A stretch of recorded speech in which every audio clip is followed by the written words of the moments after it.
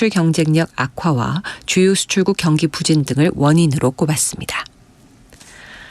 아파트 매수 심리가 위축된 가운데 내년에는 전국 아파트 입주 물량이 4년 만에 30만 호를 웃돌 것이라는 전망이 나왔습니다. 부동산 업체 직방에 따르면 내년에는 아파트 총 30만 2천여 가구가 입주를 앞두고 있어 올해보다 18%가량 많은 수준으로 집계됐습니다.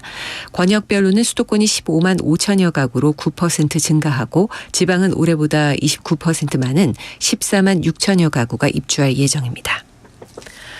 지난해 퇴직연금을 중도 인출한 사람 5만 5천 명 가운데 80% 정도는 주택 구입이나 주거 문제로 연금을 당겨 쓴 것으로 조사됐습니다. 중부지방과 경북 지역에 한파특보가 내려진 가운데 매서운 추위가 계속되고 있습니다. 오늘 중부지방의 기온은 계속 영하권에 머물겠고 내일 아침에도 철원 영하 16도, 서울 영하 9도 등 중부지방은 영하 10도 안팎까지 떨어지겠습니다. 기상청은 내일 한낮에는 대부분 지역의 기온이 영상으로 올라 추위가 누그러지겠다고 내다봤습니다. 오늘 충남 서해안과 전남 서해, 제주도 산지와 울릉도 독도에는 눈이 조금 더 내리겠고 인천과 경기 서해안 전북 서해안에도 한때 눈이 날리는 곳이 있겠습니다. KBS 라디오 4시 경제뉴스 아나운서 신윤주였습니다. KBS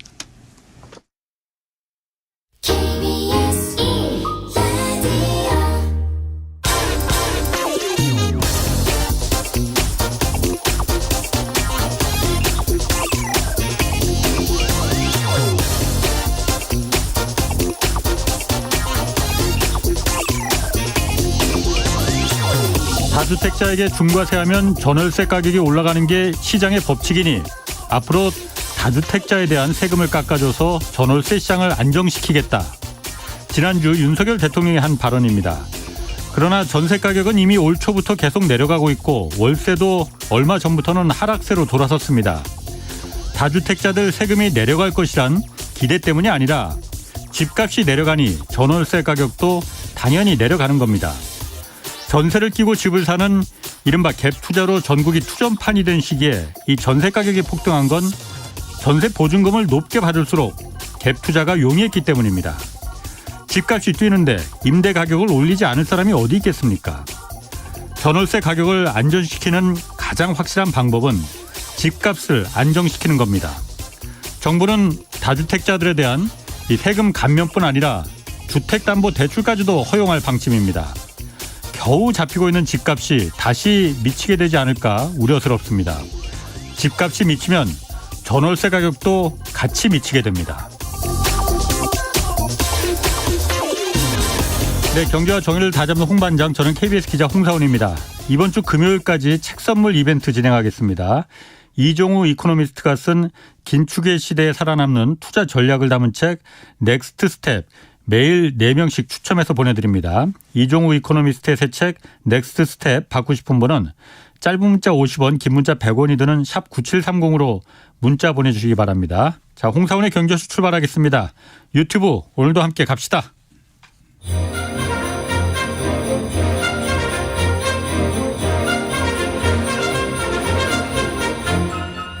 대한민국 경제 오디션 내가 경제스타 K 특집 공개 방송 12월 25일 아주 특별한 크리스마스에 여러분을 초대합니다. 그동안 많은 분들이 어려운 경제 상황을 이겨낸 감동 스토리, 지혜로운 나만의 경제 아이디어를 보내주셨는데요. 드디어 그 결과를 여러분과 함께하려고 합니다. 안유화, 김영익, 이종우, 최준철, 박대기 등 경제쇼 최고 인기 연사들의 2023 경제전망 토론과 특별 강연도 마련됩니다. 참여를 원하시는 분은 짧은 문자 50원, 긴 문자 100원의 정보 이용료가 되는 샵 9730으로 신청해 주시면 됩니다. 이 프로그램은 당신의 투자의 길을 춤추게 하는 새로운 투자 플랫폼 탱고픽에서 함께합니다. 네, 12월 25일에 들으신 대로 성탄절에 특집 공개 방송이 있습니다. 경제쇼요. 문자 보내주시면 추첨으로 300분 초청합니다. 짧은 문자 50원, 긴 문자 100원의 정보 이용료가 드는 샵 9730으로 신청해 주시면 되는데 이 경제쇼 방송되는 5시 전까지 문자 보내셔야 됩니다. 그리고 지인 한 명까지 동반 가능하니까 원하는 분은 문자에 지인 1인 동반 이렇게 적어서 보내주시면 되고요. 자, 오늘 원포인트 경제 레슨 이종우 이코노미스트 나오셨습니다. 안녕하세요. 예, 안녕하십니까. 이번 주에 저희가 그래서 책 선물 이벤트도 진행하는데 예. 쓰신 그 새 책 내신 게 제목이 넥스트 스텝이에요. 예, 맞습니다. 넥스트 스텝, 다음 발걸음. 예. 어떤 내용입니까? 다음 발걸음을 하기 전에 예. 지금까지의 발걸음을 한번 좀 짚어봐야 되겠다라는 생각이 들어서 제가 20년 만에 책을 한번 썼는데요. 그러니까 이 전에 그 발걸음은 가장 크게 문제가 됐던 거는 이제 코로나가 나고 난 다음에 2020년서부터 시작해서 그 올해까지 한 이게 2년 반 내지 3년 정도 이 사이에 우리가 보면 주가가 엄청나게 올라가기도 하고 떨어지기도 하고 막 그 이런 형태가 되지 않았습니까? 그래서 이거를 우리가 한번 좀 정리를 해봐야 될 필요가 있다라는 생각이 들었고 또 하나 이제 이거를 정리하면서 그 생각해야 될 부분들은 우리나라 주식시장이 과연 그동안에 어떤 형태로서 왔고 왜 그런 형태가 됐을까라고 하는 것들도 한번 우리가 규명을 해봐야 될 필요가 있고 그렇게 해서 앞으로 뭐 2025년도까지 주식시장이 또 어떻게 될 것인가 하는 것들을 한번 짚어봐야 될 필요가 있어서 그런 것들은 뭐 종합적으로 아무튼 한번 고민을 했다라고 말씀드릴 수 있을 것 같습니다. 제가 그 센터장님 얘기를 들어보니까 하여튼 그동안에 올해 주식시장 굉장히 작년 올해 변동이 굉장히 컸잖아요. 네, 그렇죠. 제가 사실 작년부터 이 경제쇼 진행하면서 주식시장을 이거 종잡을 수가 있느냐. 제가 이거 물어보는 거는 저는 앞만 봐도 종잡을 수가 없을 것 같기 때문에 그 얘기를 물어보는 거거든요. 그게 종잡을 수가 있다고 보십니까? 뭐 큰 틀에서 봤을 때는 그렇게 종잡기가 쉽지가 않다라고 봐야 되겠죠. 그렇지만 또 보면 그 절대적으로 그렇게 뭐 전혀 예상을 하지 못할 정도로 막 이런 그 이렇게 막 움직인다 이렇게는 또 보기가 어렵습니다. 예를 들어서 보게 되면요. 올해 주식시장을 작년도에 한번 생각을 해본다라고 하면 우리가 상식적으로 생각했을 때는 이런 그림이 나올 가능성이 높다라고 볼 수가 있는 거죠. 왜냐하면 작년도 같은 경우에 이미 하반기 들면서부터 그 2022년도에는 금리를 올리는 긴축을 할 거다라고 하는 얘기들은 굉장히 많았었잖아요. 그리고 그렇다라고 하는 것이 일반적으로 봤을 때 상식적으로 맞는 얘기인 거고요. 그다음에 또 금리를 그렇게 올리고 그러면 나중에 경기가 침체될 거다라고 하는 것도 상식적으로 맞는 얘기죠. 그러니까 그런 우리가 상식적인 형태에서 생각을 해보면 올해의 주식시장이 아주 이상했다라고 볼 수는 없거든요. 제가 그 생각할 때는 그렇습니다. 올해 주식시장은 정말로 교과서적 으로 딱딱 맞아 떨어졌다 이런 그 생각이 드는데 이거를 왜 그러면 사람들이 이걸 이상하게 느끼느냐 하면 저같이 그러니까 작년도 같은 때에 그 이런 상식적인 형태에서 벗어나서들 생각을 하기 때문에 그렇습니다. 그러니까 상식적으로는 그게 맞지만 나는 이렇게 바라고 있기 때문에 그 상식적이라고 하는 것이 안 맞고 내가 바라는 대로 될 거야. 이렇게 이제 생각을 하는 거죠. 그러니까 물가가 8%까지 올라가고 이렇게 한다고 하더라도 미국이 금리를 올릴 수는 있지만 그렇게 많이 올리겠어? 0.25%에서 올해 연말 정도 되면 1% 되지 않을까? 그 정도만 하더라도 굉장히 많이 올리는 거야.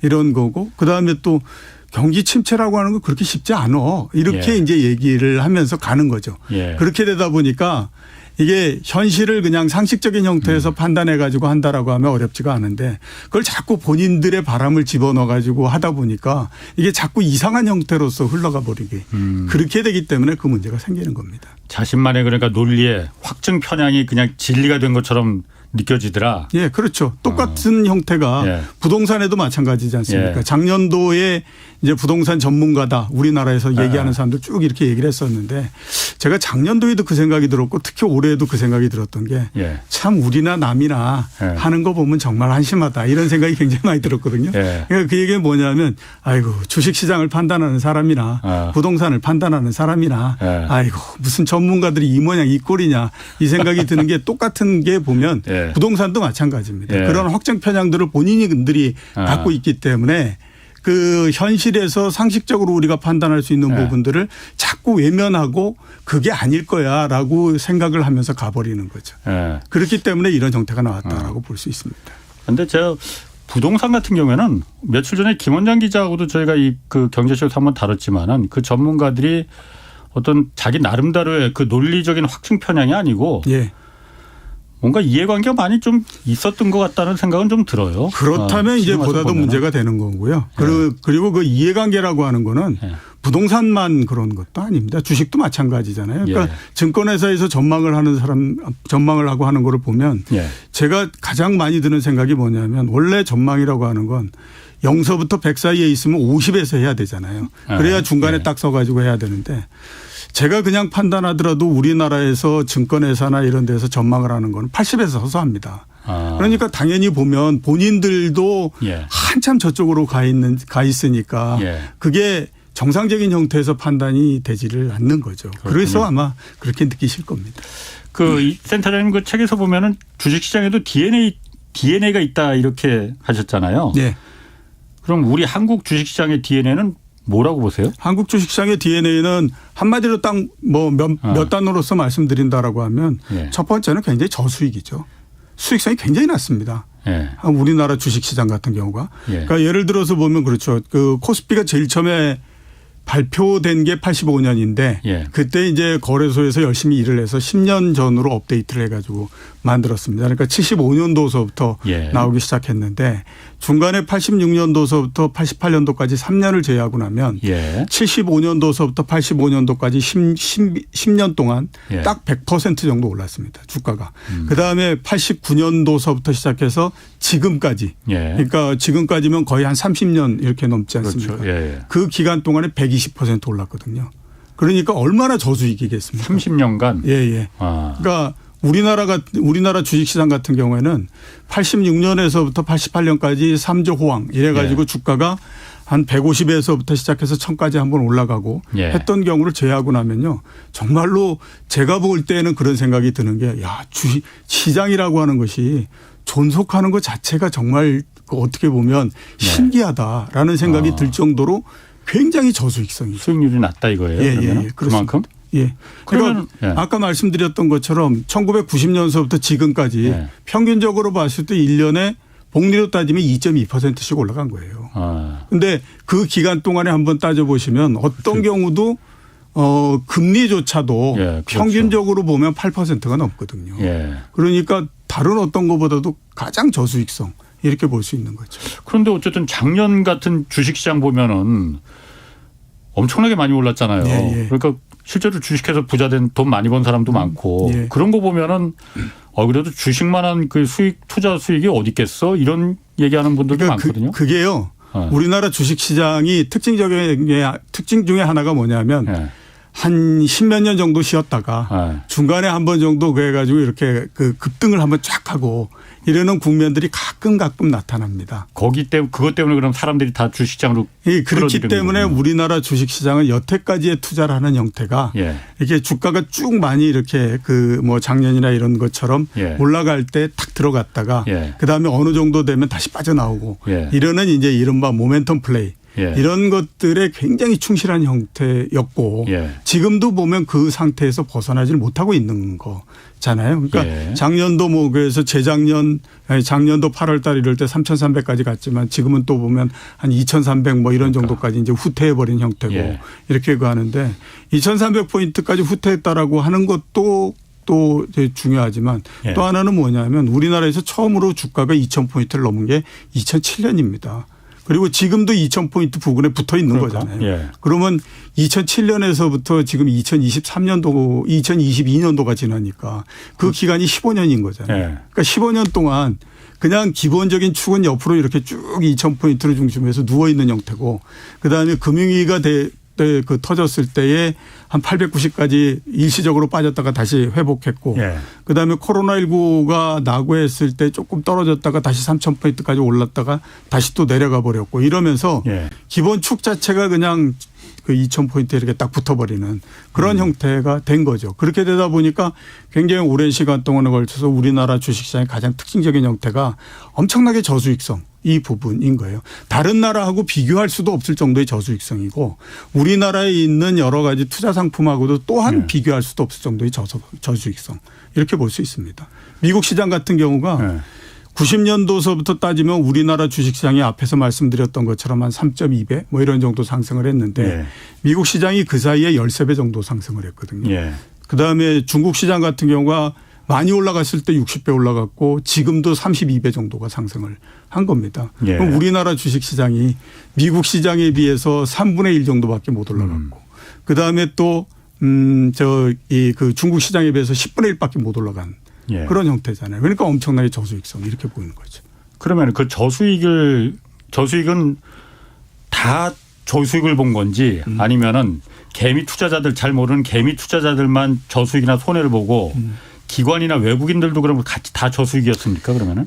일정하게 어느 정도씩의 차이는 나지만요. 예. 코스피라고 하는 거는 평균적인 수익이잖아요. 예. 그러니까 그 평균적인 수익에서 그렇게 크게 차이가 나기는 좀 어렵다라고 봐야 되겠죠. 예. 그러니까 이제 그냥 보면 외국인들이 상대적으로 좀 높은 수익을 얻고 예. 그다음에 기관 투자자가 그다음이고 그다음에 또 이제 그 개인 투자자가 예. 가장 낮고 이런 형태지만 그게 그렇게 크게 차이가 나거나 이러지는 않는 형태다라고 볼 수가 있는 거죠. 그러니까 만약에 뭐 연 평균으로 해서 개인 투자자들이 한 2% 수익을 냈다. 예. 그러면 기관 투자자 같은 경우는 연평균으로 한 3% 정도 수익을 내고 뭐 또 그 외국인 같은 경우는 한 4점 몇 % 내고 이런 형태라고 볼 수가 있는 큰 차이 없다 이거죠. 예.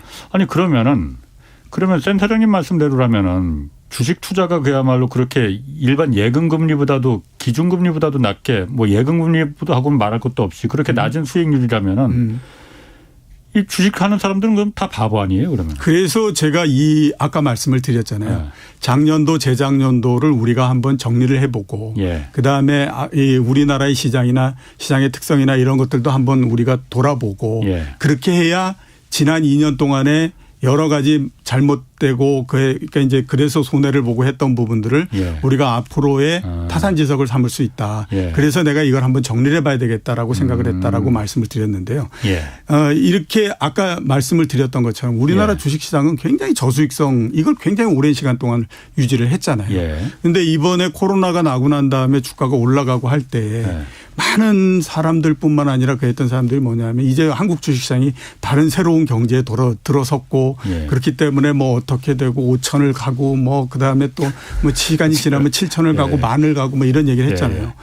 그 얘기를 들을 때마다 제가 들었던 생각이 뭐냐면 그럴 수도 있겠지. 예. 이번에 진짜로 얘기하는 것처럼 완전히 판이 바뀌어서. 그런데 완전히 판이 바뀌었다라고 하는 그 증거가 뭐 있냐. 예. 없다라고 하면 우리는 과거를 가지고 얘기를 할 수밖에 없다. 예. 그랬는데 과거를 가지고 우리가 이런 것들을 한번 쭉 해본다라고 하면 지금 이렇게 얘기하는 거는 아무리 우리가 그리고 증권회사와 또 그 뭐 이렇게 그 같이 했던 사람들 뭐 이런 사람들이 아무리 주식을 가지고 밥을 먹고 산다고 하더라도 예. 투자자들을 이렇게 현혹시키면 안 된다. 이거는 당장에 아무튼 이렇게 뭔가를 뽑아내기 위해서 미래를 죽이는 거다라는 생각이 들었거든요. 예. 그래서 제가 그걸 했는데 이게 보면 우리나라 그 주식 시장이 그렇게 굉장히 장기간에 걸쳐서 저수익성이 돼버리다 보니까 예.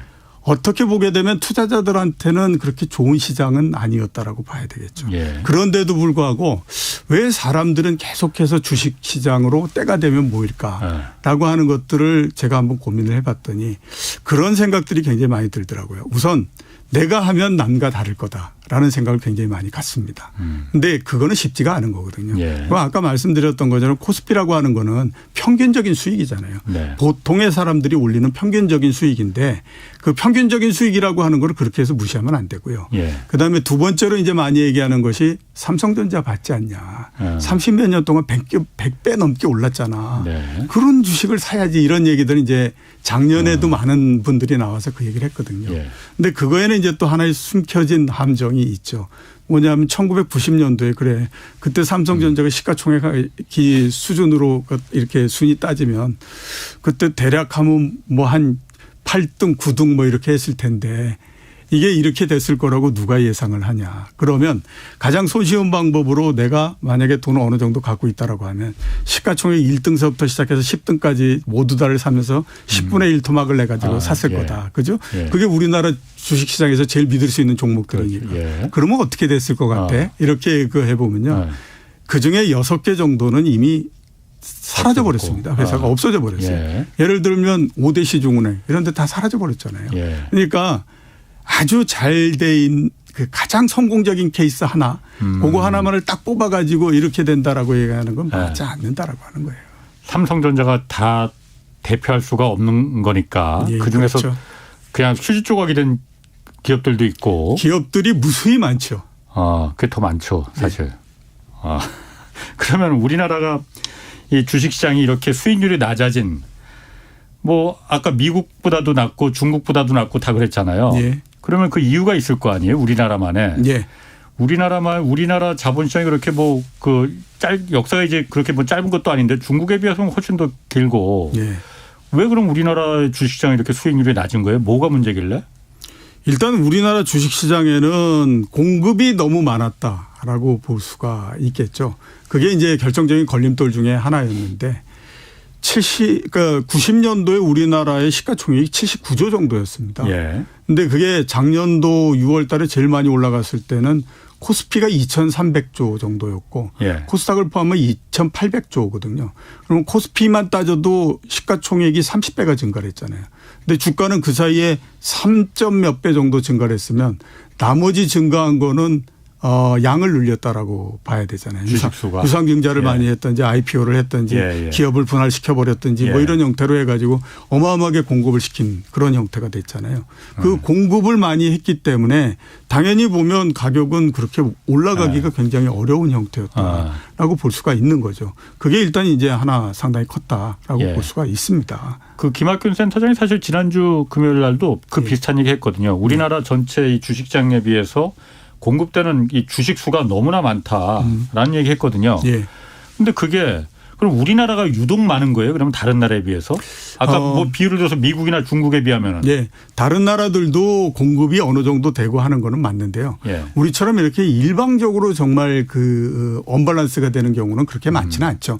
그러니까 만약에 시가총액이 한 30배 정도 증가한다. 그러면 주가가 한 15배 정도 올라가고 그다음에 옆으로 늘어나는 게 한 15배 정도 되고 이렇게 돼야 되는 건데 우리는 3배, 29배 이렇게 간다라고 하면 시가총액 늘어나는 거에 거의 85% 정도가 옆으로 늘리는 형태가 되잖아요. 그렇게 되다 보니까 자연적으로 투자자들은 굉장히 수익성이 떨어질 수밖에 없는 그런 그 형태가 되는 거죠. 그렇게 되기 때문에 이제 문제가 있다라고 봐야 되는 거죠. 그러면 또 하나는 제가 좀 주식 관련해서도 제가 좀 의문스러운 게 항상 보면은 주가가 어쨌든 그 기업의 실적을 반영하는 거잖아요. 영업이익이 많이 나면 그 기업이 뭔가 많이 남겼으면 주가도 올라가는 게 맞잖아요. 근데 우리나라 하여튼 그 어쨌든 대기업들 보면은 시가총액 1위부터 10등 아까 말씀하셨지만 그 기업들 보면은 영업이익은 굉장히 높잖아요. 삼성전자만 해도 분기당 뭐 조 단위의 뭐 영업이익을 남기는 기업이니 그런데 왜 주가는 그렇게까지 그 올라가지 않을까? 이익이 크게 늘어나기는 했지만, 그러니까 우리나라 같은 경우에는 경제의 그 변동이 굉장히 심하기 때문에요. 경기 변동에 의해서 기업이익이 늘어나고 이러는 부분들에 대해서는 주식시장이 평가를 그렇게 높게 해주지 않습니다. 대신에 이제 구조적으로 이익이 굉장히 크게 증가하고 하는 부분들에 대해서는 일정하게 어느 정도씩의 이 상당히 프리미엄을 많이 주고 하거든요. 옛날에 우리나라 저희가 외환위기가 나기 전에 우리나라에서 1년에 이제 부가가치가 만들어지잖아요. 그 부가가치를 도대체 어떻게 나눠 가졌느냐 하는 거를 한번 계산을 해보면요. 가계가 한 55% 정도를 갖고 갑니다. 임금을 통해 가지고 이제 갖고 가고 그다음에 이제 금융기관들이 한 25% 정도를 이자를 통해서 갖고 가죠. 그다음에 이제 정부가 한 5% 정도를 세금을 통해서 갖고 가고 나머지 한 15% 정도를 이제 그 기업들이 이제 갖고 가는 형태였었어요. 그러니까 55대 25대 15대 5 이런 형태로서 분배하는 것이 외환위기 이전까지 우리나라의 부가가치의 분배의 일반적인 형태였습니다. 그러니까 1997년 이전까지. 이전까지. 그런데 굉장히 많이 갖고 갔네. 그렇죠. 노동자 임금이.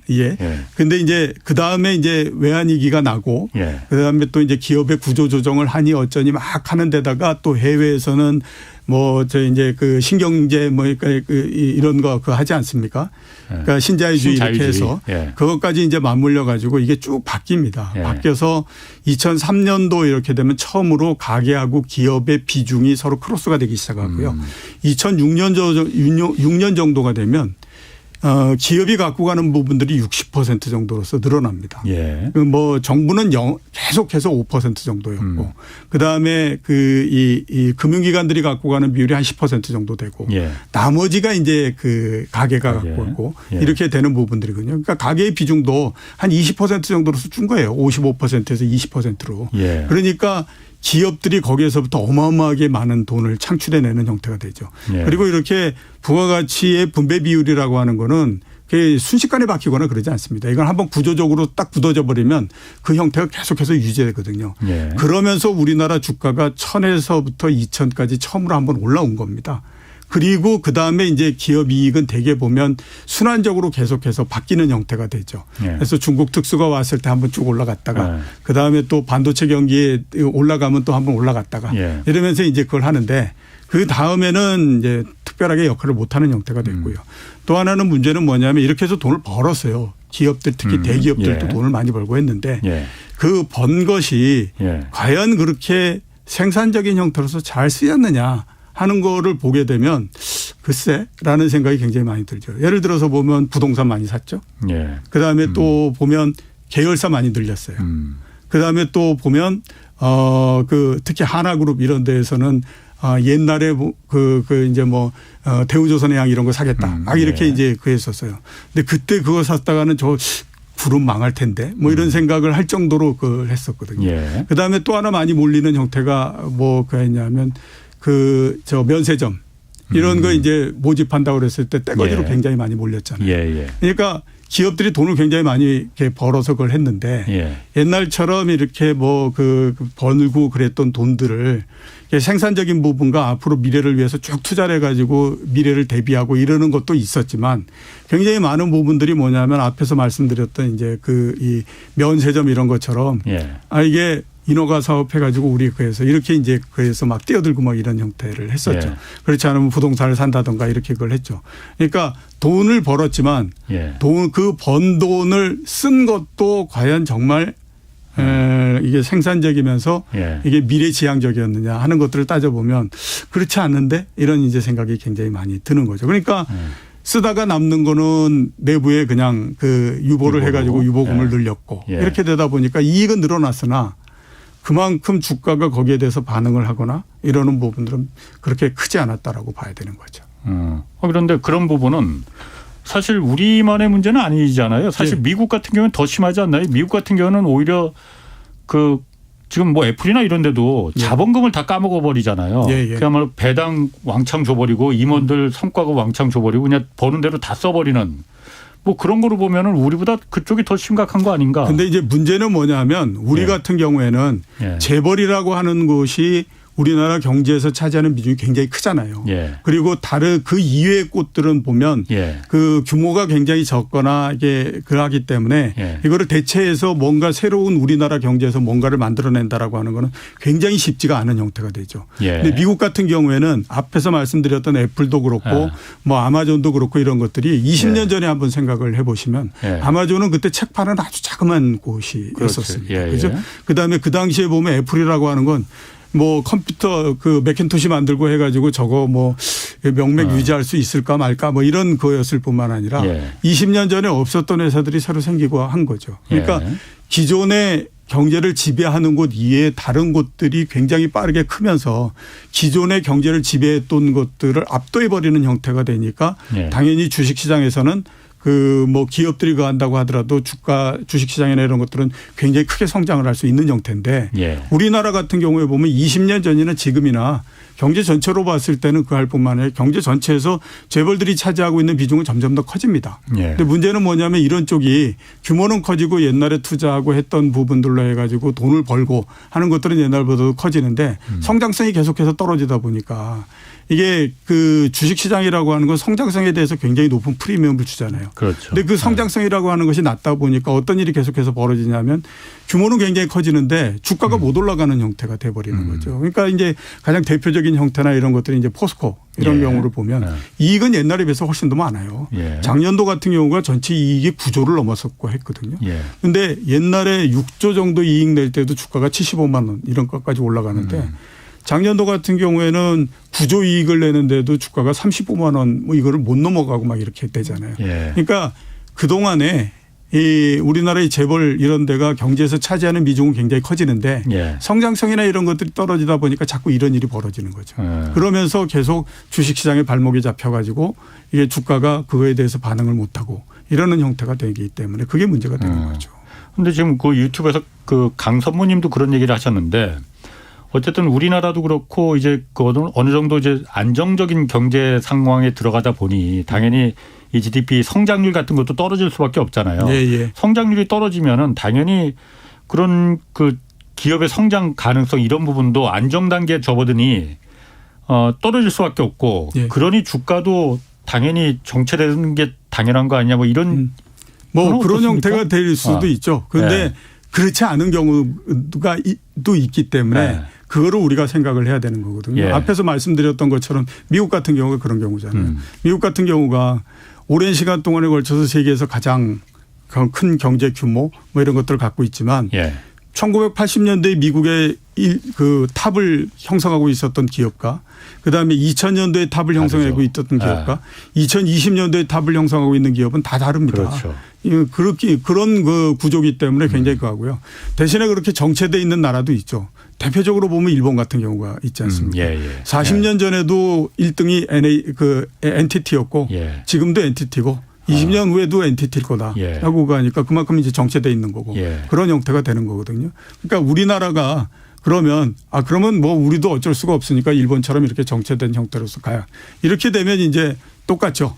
일본 같은 경우에도 예. 89년도에 주가가 3만 8천까지 갔다가 지금도 저 모양을 하고 있으니까 그렇게 예. 되는 거고 그렇지 않고 미국처럼 되면 그래도 계속해서 달라지는 형태가 되니까 그 부분들을 우리가 판단해 줘야 되는 그렇군요. 그런 게 됩니다. 자, 그럼 우리 주식시장에서 어쨌든 그 넥스트 스텝을 좀 보면은 작년 재작년이야 사실 뭐 다른 걸 다 떠나서 워낙 예. 돈이 많이 풀리다 보니까 그 돈들이 투자 시장으로 자산 시장으로 다 들어온 거잖아요. 예. 부동산이나 뭐 주식도 마찬가지고. 그러니까 주식시장이 그렇게 이제 불나방처럼 다 그 들어간 사람 많습니다. 예.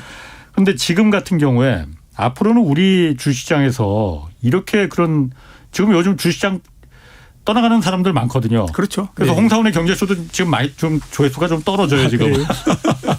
자, 그러면은 이런 상황에서 우리 주식시장의 어떤 그 핵심 매수 세력이라고 할까? 예. 그게 있겠느냐? 예.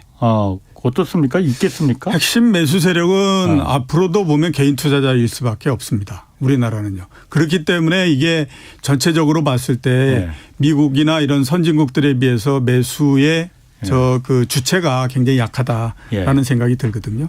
제가 이 작년도 재작년도에 주가가 오르고 그다음에 뭐 이렇게 할 때에 보면서 우리나라 사람들의 학습 능력 이런 것들이 정말 뛰어나다라고 생각했던 것 중에 하나가 뭐냐면 그 투신사로에 있던 돈을 빼가지고 그 개인들이 이제 직접 투자를 하는 형태가 되잖아요. 그게 왜 그럴까라고 생각해 보면요.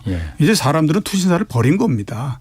이게 왜 그러냐면 너희가 오랜 시간 동안 우리가 너희를 믿고 돈을 맡기고 했었는데 그동안에 하는 거 보면 그다지 수익이 높은 것 같지도 않고 그다음에 수익이 수익이 높지 않다라고 하는 거 우리가 인정을 해 주겠는데 그러면 그 수익성을 높이기 위해서 뭔가 새로운 방법도 해보고 새로운 펀드도 만들어 보고 또 뭐 이렇게 이 특이한 뭔가의 그 펀드도 만들고 이렇게 해서 해봐야 되는 거 아니냐. 그런데 그런 것들은 전혀 안 하고 보면 때에 따라 실력은 그렇게 높지도 좋지도 않은 것 같은데 때만 되면 맨날 수수료는 떼가고 이렇게 가니까 또 못 믿겠다라고 간 거거든요. 그렇기 때문에 이제 제가 봤을 때에 그 개인 투자자들이 투신사는 현재로서는 버린 겁니다. 그러면 지금에 있는 사람들이 생각이 바뀌어야 되는 거거든요. 그러려면 시간이 굉장히 많이 걸려요. 최소 15년에서 20년 정도 지나야 투신사에 대한 사람들의 생각이 바뀌면서 그때 다시 한번 해볼까 말까 이런 생각을 가질 수밖에 없거든요. 그러면 투신사 빼고 나면 우리나라 기관 투자자에서는 연기금만 남잖아요. 근데 연기금이야 주가를 올려주는 세력이 아니니까 그거는 빼버리고 그다음에 이제 그러면 외국인 이렇게 남는데요. 외국인들은 우리나라 주식시장에 지금 시가총액의 30% 넘게를 갖고 있잖아요. 그러면 뭐 아쉬움 없이 굉장히 많이 갖고 있는 거다라고 봐야 되거든요. 그런 그 상태니까 여기에서 추가적으로 매수를 하거나 이러기는 어렵다라고 봐야 되죠. 더 들어오진 밀리진 않는다 이거죠. 그렇죠. 그렇게 되면 마지막 남는 게 뭐냐면 이제 개인 투자자들만 남는 이런 형태가 되기 때문에 그러니까 어떻게 보게 되면 작년 재작년도에 주가가 움직이고 이랬던 부분들이 앞으로의 우리나라 주식시장에서의 모양 그거를 이 대변해서 그냥 이렇게 쭉 보여준다. 이렇게 볼 수가 있습니다. 그러니까 이게 뭔가 체력적인 보강이 있어야 되는데 그렇지 않게 되면 뭐 이게 물 들어왔을 때 한번 막 이런 형태가 돼버리지 않을까라고 하는 걱정이 제일 많은 거죠. 그럼 흔히들 이제 다 우리나라 주식시장은 지금 외국 자금들이 지배한다 이런 얘기하는데 꼭 그런 것만도 아니고. 그거는 옛날에 이제 들어올 때 얘기고요. 이미 지금은 들어와서 충분히 더 이상 들어올 건 없으니까. 그렇죠. 이제 뭐 많이 올라갔을 때는 시가총액 35% 정도까지 갔다가 최근에 30% 정도 이렇게 되고 한 거거든요. 그렇게 되니까 더 이상 크게 들어오거나 이럴 만한 부분들은 없죠. 그러니까 이게 크게 들어올 만한 부분들이 없다라고 볼 수 있는 거는 너무 많은 주식들을 갖고 있잖아요. 그러니까 우리나라 주식시장이 외국인들한테 그렇게 희소성이 있는 시장이 되지를 않게 된 거죠.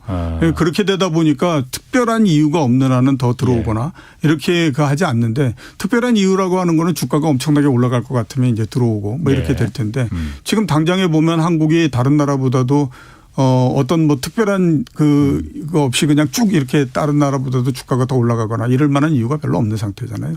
그렇게 되다 보니까 어필을 잘 못하는 형태가 됐다라고 볼 수밖에 없는 거죠. 아니 그런데 그 특별한 이유라는 게 어쨌든 저평가돼 있으면 혹한 거잖아요. 그렇죠. 저 시장은 매력이 있네. 근데 주식시장에 거품이 껴있냐 안 껴있냐 그걸 뭐 늘상 판단하는 게 버핏 지수라는 거 있지 않습니까? 그러니까 GDP 대비 이제 시가총액 비율. 미국은 사실 이게 굉장히 거품이 많이 껴 200% 넘잖아요. 한국은 지금 몇 퍼센트? 그 100%도 안 되죠. 한 7, 80% 뭐 그 정도밖에. 그럼 굉장히 저평가돼 있네 한국은. 그럼 이런 시장이 정말 특별한 유혹이 있는 매력이 있는 시장 아니에요? 옛날서부터 그런 얘기들 굉장히 많이 했습니다. 그러니까 이제 증권회사도 그렇고 어디까지 주가가 올라간다. 우리나라 주식시장이 앞으로 어떻게 될 거다. 이러면서 얘기하는 것 중에 하나가 미국의 GDP 대비해서 시가총액의 비중이 몇 %인데 우리는 이것뿐이 안 되니 미국만큼 된다라고 하면 그 코스피가 6천까지 올라갈 수 있다. 이런 얘기도 굉장히 많이 하고 했거든요. 근데 그거는 제가 봤을 때는 공부를 좀 하고 난 다음에 얘기를 해야 된다라고 이제 제가 얘기를 많이 했는데 왜 그러냐면요. 버핏 지수가 높은 거는 대부분 어떤 나라들이 높냐면 미국이나 영국 이런 데가 높습니다. 나머지는 그렇게 높지를 않아요. 이게 왜 그러냐면 미국이나 영국은 자본시장을 중심으로 해서 경제가 이 금융시장이 만들어진 거고요. 나머지 이제 유럽 같은 경우에 유럽 대륙 그러니까 이제 독일, 프랑스 이런 데는 은행을 중심으로 해가지고 금융 시스템이 만들어지고 커온 지역입니다. 그러니까 영국하고 이 대륙은 그렇게 또 다르거든요. 근데 일본이 대륙의 시스템을 받아들인 거예요. 그러니까 독일이나 이런 쪽의 그 시스템을 받아들여서 은행을 중심으로 해가지고 금융산업을 만들고 금융구조를 짜고 했거든요. 우리나라는 일본의 걸 그대로 들여왔으니까 당연히 대륙의 형태인 거죠. 그러니까 우리는 미국이나 그다음에 또 영국이나 이런 데하고는 모양이 다른 거예요. 근데 미국이나 영국 같은 경우는 자본시장을 중심으로 해서 커왔기 때문에 당연히 버핏 지수가 높을 수밖에 없습니다. 근데 다른 지역 같은 경우에는 은행을 중심으로 했기 때문에 그 지수가 낮은 거예요. 그러니까 일본 같은 경우에도 낮고 이렇게 그걸 하지 않습니까? 그거를 그런 지식적인 배경 없이 그냥 단순하게 딱 숫자를 놓고 우리는 이거보다 낮으니까 이만큼 돼야 돼. 그런데 왜 우리는 이것뿐이 안 돼? 그러니까 이만큼 된다라고 하면 이렇게 이제 얘기를 하는 거거든요. 그러니까 이제 그거는 제가 봤을 때 문제가 있다라고 봐야 될 것 같고 그다음에 우리나라에서 외국인들이 우리나라 주식시장이 저평가돼 있기 때문에 들어왔던 적이 한 번 있습니다. 그게 언제냐면 2002년도서부터 시작해서 한 2005년도까지였거든요. 그때는 왜 그러냐면 외환위기가 났잖아요. 그리고 난 다음에 외환위기를 수습하고 99년 정도서부터 기업의 구조조정이라는 걸 그랬죠. 아주 강력하게 합니다. 그런데 외국인들 같은 경우에는 자기네들이 했던 거에 전례가 있기 때문에 이런 형태로 구조조정을 하게 되면 그다음에 기업이 어떻게 바뀌고 기업의 이익이라고 하는 것이 어떤 형태로서 바뀐다라고 하는 것들을 알고 있었죠. 예. 그러니까 그 전까지 2001년도 이런 이전까지 외국인들이 보유하고 있는 우리나라의 주식시장 비율이 10% 초반 정도였어요. 근데 그게 한 그 4, 5년 사이에 갑자기 한 30% 정도로 확 뛰어버리는 형태가 됐거든요. 예. 그리고 지금 외국인들이 이익을 내는 것 자체가 그때에 샀던 주식들이 이제 주가가 굉장히 많이 올라가고 하면서 지금 이익을 내고 있는 겁니다. 그런데 지금은 보면 이제 뭐 여기에서 특별하게 더 구조조정을 해서 어떻게 이런 거는 없잖아요. 예. 그리고 우리나라 같은 경우에 보면 미국보다도 더 상시적인 형태의 구조조정을 계속하고 있지 않습니까? 이 그 은행 같은 경우를 보면 올해에 가장 많은 이익을 낸다고 하더라도 은행원들을 계속해서 자릅니다. 예. 그러니까 그런 형태로서 하기 때문에 이제는 특별하게 그렇게 해서 뭐 그 기업의 그 평가 밸류에이션들이 갑자기 올라가거나 이럴 만한 요인들이 그렇게 많지는 않아요. 그럼 말씀하신 그 버핏 지수라는 거는 그런 그 영미, 예. 그 최근에 그러니까 근대 현대 영미식 그러니까 자본시장을 위주로 발전한 그 산업 구조에서나 맞는 거지 한국처럼 제조업 중심의 기반인 나라에서는 그게 맞지 않다는 거예요? 그거 이게 제조업 기반 이런 것보다도 예. 그러니까 금융시장을 뭘로 금융의 구조를 뭘로 짜왔느냐 하는 거인 거죠. 은행을 중심으로 하는 곳 같은 경우에는 그게 낮고 예. 자본시장을 중심으로 하는 곳에는 그게 높고 이런 은행과 됩니다. 자본. 예, 그러니까 영국도 그렇고 예. 그다음에 미국도 그렇고 자본시장의 비중이 굉장히 크잖아요. 예. 전체 금융에서. 예. 그러니까 그 비중이 높아지는 형태가 되는 거고요. 우리나라를 비롯해서 일본이나 이런 거 그다음에 유럽에 있는 대륙 이런 데서는 은행이 중심인 거예요. 예. 그 금융 그게. 그러니까 우리나라 같은 경우를 보더라도 외환위기로 해서 다른 금융기관들은 다 날아가 버리는 형태가 돼도 예. 은행은 아주 부실이 되면 그거를 다른 은행에다가 인수를 시켰을 망정 예. 아니 문을 닫게 만들거나 이러지 않잖아요. 그러니까 고유 말씀하시는 거는 그 은행 고유의 은행 예, 그 그렇죠. 기반이냐 예, 아니면은 미국처럼 그 투자은행 예, 공격적인 투자은행 자본시장 그 기반이냐. 그거에 따라서 다르더라고요. 아, 그럼 우리 같은 경우는 그 버핏 지수라는 게 그렇게 어떤 이렇게 자꾸 말할 필요가 없는 거네요. 맞지도 않는 거네요. 그렇죠. 그러니까 그러면. 앞에서 제가 말씀드렸던 것처럼 예. 그런 것들에 대한 이 공부나 이런 것이 없이 그냥 수치만을 딱 놓고 예. 미국은 이런데 왜 우리는 이것뿐이 안 돼? 그러니까 결국에 우리 나중에 보면 미국처럼 될 거 아니야. 이런 얘기들을 하면 그건 문제가 있다라고 하는 거죠. 그렇군요. 이 버핏 지수는 언제 만들어진 거예요? 그럼 버핏이 뭐 어쨌든 지금도 살아 있긴 하지만 살아 있을 때 얼마 안 됐겠네 그러면요. 그렇죠. 얼마 안 됐는데 그 개념을 쓴 거는 상당히 오래됐습니다. 그 개념은 GDP 대비. GDP 대비 그 개념은 비율은. 이미 우리나라 같은 경우에도 외환위기가 나고 난 다음서부터 그 얘기를 계속 했으니까요. 그랬군요. 자, 그럼 내년은 좀 넥스트 스텝이 이제 내년부터 시작인데 내년은 그럼 주식은 여태까지는 괜찮지 않은 투자의 대상이었는데 내년은 괜찮은 투자의 대상이 될 수 있습니까? 일단 내년도는 주식시장 전체로 봤을 때는 크게 올라가거나 크게 내려가거나 이런 부분들이 별로 없습니다. 예. 그렇기 때문에 연간으로 우리가 따져보면 올해 마지막 지수가 어디에서 끝날지 모르겠지만 뭐 공금리 수준만큼도 그 지수가 할 수는 있을 것 같다라는 생각이 듭니다. 그러니까 그런 부분들이고 올라가지 못하는 건 지금 뭐 여러 가지 얘기들이 있지만 경제가 아무튼 안 좋은 거는 사실일 거다라는 생각이 많이 들지 않습니까? 그러니까 경제가 그렇게 안 좋은 상태고 우리나라 같은 경우에 이 이익이 한번 줄어들기 시작하면 대략 한 2년 정도는 계속해서 감익을 하거든요. 그러니까 내년도 같은 경우는 계속해서 감익의 그 시간이다라고 봐야 되기 때문에 이익도 늘지 못하고 그다음에 또 이게 이 경제도 좋지 않은 상태에서 위로 올라가긴 좀 어렵고요. 주가는 이미 또 상당히 많이 하락을 했기 때문에 거기에서부터 더 크게 내려가거나 이러지는 못할 것 같다라는 생각이 듭니다. 그러니까 내년도는 그냥 지수는 딱 갇혀 있는 형태가 되고 좋은 것도 아니고 나쁜 것도 아니고. 예, 그렇죠. 이제 그 내부에서 이제 종목을 가지고 이제 막 이렇게 치고받고 뭐 이러는 형태로 계속 이제 진행이 된다. 이렇게 이제 봐야 되겠죠. 그럼 좀 그냥 쉽게 주식을 하는 게 나아요? 안 하는 게 나아요? 내년도요? 본인이 조금 방어적인 형태고 그다음에 나는 이렇게 굉장히 막 쫓아다니면서 어쩌고 저쩌고 막 하고 이러는 거 잘 못할 뿐만 아니라 머리가 복잡하다라고 하는 분들은 안 하는 게 좋습니다. 적금에 그냥 넣는 게 가장 나아요. 뭐 지금은 보면 금리가 그래도 회사채 내년도에도 대략 한 5%대 중후반 뭐 이런 정도 되지 않습니까? 그러니까 그거를 그건 굉장히 높은 수준이거든요. 그렇죠. 그렇기 때문에 이제 그런 분들은 안 하시는 게 좋고요. 대신에 나는 아무튼 뭐 투기적인 성향이 난 원래서부터 좀 강하다. 그렇기 때문에 종목면을 막 이렇게 해서 그래가지고 누가 아냐 잘 걸리면 아무튼 2배도 올라갈 수 있는 시장이니까 내년에 이렇게 가는 분들은 한 번 정도 해보시는 게 좋은데 그 하는 거는 성장과 관련한 주식들로 하는 게 좋죠. 그러니까 뭐 2차 전지도 있고 로봇도 있고 그다음에 요즘에 뭐 정부에서 많이 얘기하는 항공이니 뭐 이런 거 그 우주 뭐 이런 거 많이 하지 않습니까? 그런 이제 성장이나 이런 것들을 가지고 한번 뭐 이런 거는 이제 그하니까 내년도는 투자라고 하는 것이 성향에 따라서 극대극으로 갈립니다. 나는 그냥 이렇게 복잡한 거 싫어. 이런 사람들은 그냥 금리 이렇게 해가지고 이자 받는 쪽으로 가는 게 낫고 나는 정말로 투기적인 성향이 굉장히 강하기 때문에 공격적인. 공격적인. 그래서 나는 갑갑한 거 정말 싫어. 이렇게 가면 성장주로 가서 하는 게 좋고 이런 형태입니다. 그러니까 공격적인 투자자라 하더라도 어떤 전통적인 가치주 이런 뭐 은행 뭐 마트 이런 거 말고 좀 이 성장 위주의 좀 그 모험적인 산업에 도전하는 게 낫다 이 얘기죠. 그렇죠. 중국은 어떻습니까? 그러니까 중국은 경제쇼 패널 분 중에서도 굉장히 의견이 많이 갈리거든요.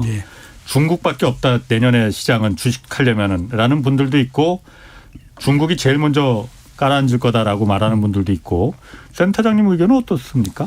글쎄 제가 몇 번 아무튼 말씀을 드렸던 것 같은데 우리가 중국을 보는 견해가 과연 이 액면을 그대로 보는 거냐라고 하는 거에 대해서 저는 좀 의심을 많이 한다라는 말씀을 드렸거든요. 제가 생각하기에 내년도에 중국 경제가 그렇게 나쁘지는 않을 거라고 봅니다. 그다음에 또 중국 경제가 내년도에 부동산 때문에 위기가 발생해서 엎어질 거다. 그것 또한 그렇게 쉽지가 않을 거라고 봅니다. 왜냐하면 위기가 발생해서 엎어지고 하는 거는요.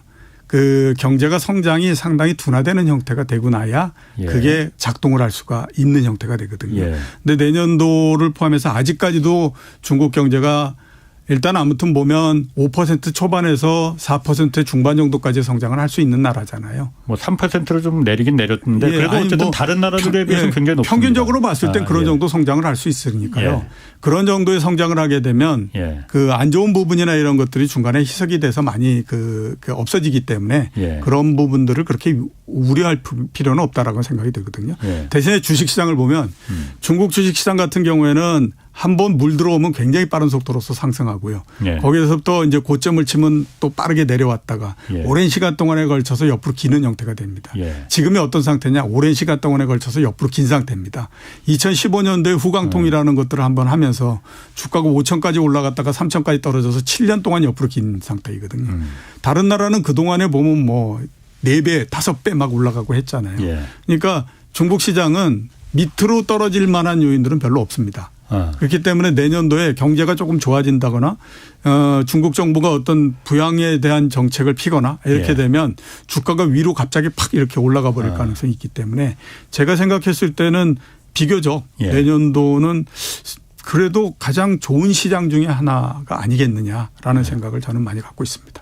중국 그 기업들이나 산업에 그리고 이게 다 주식시장에 연관된 거니까 가장 큰 문제점이 다른 것보다도 그 기업 지배 구조에 어떤 그 후진성, 불투명성 이런 게 가장 그 주가를 잡고 있는 발목을 잡고 있는 것 중에 하나다라는 얘기도 있거든요. 그런 부분이 그럼 뭐 고쳐질 만한 것 내년에 고쳐지는 것도 아니잖아요. 아니 뭐 중국 주식시장의 지배구조나 이런 것들을 미국 시장과 똑같을 거다라고 생각하면 그건 중국이죠. 그건 진짜로 오산이죠. 그런데 지금보다도 지배구조나 이런 것들이 더 안 좋은 때에도 불구하고 과거에 주가가 6천까지도 갔고 그때의 미국 투자자들이나 미국에 분석하고 이러는 사람들이 무슨 얘기를 했느냐.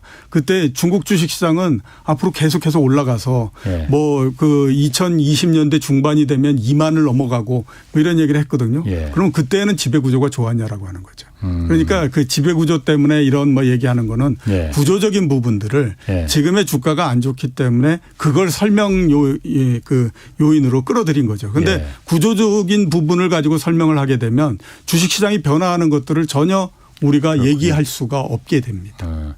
그럼 미국은 올해는 미국 시장 투자한 분들 중에서 지금 손해본 분들 많잖아요. 예. 내년은 미국은 어떻습니까? 중국하고 비교하면은? 나스닥은 안 좋을 걸로 보이고요. 예. 특히 또 우리가 유의해야 될 것 중에 하나는 이른바 이제 서학개미 운동 뭐 이러면서 얘기하면서 우리가 테슬라 많이 사고 뭐 이렇게 했지 않습니까? 예. 그 주식들은 지금도 주가가 떨어졌지만 어떻게 해야 될 것인가 하는 거를 지금 고민을 해야 된 때다라고 생각이 듭니다. 왜냐하면 지금 테슬라 주가가 떨어지고 한 부분들이 예. 다른 것보다도 5년 후 10년 후 정도의 그림이 잘 안 그려지기 때문에 그렇거든요. 테슬라를 뭘로 보는 거냐에 따라서 다른데 저는 테슬라는 호랑이 없는 굴에 여우가 1등하고 있는 거다 이렇게 보기 지금 때문에 현재 그렇고요. 호랑이도 곧 나타날 거다. 예. 그렇기 때문에 그런저런 것들을 보면 종목서부터 먼저 고민해야 된다. 그렇군요. 이런 생각이 듭니다. 알겠습니다. 테슬라는 그런데 제가 봤을 때는 오너가 가장 문제일 것 같은데. 자, 이종우 이코노미스트였습니다. 고맙습니다. 예. 내일은 안유아 성균관대 교수와 함께 중국 경제 정책 방향 좀 자세히 분석해 보겠습니다. 지금까지 경제와 정의를 다잡는 홍반장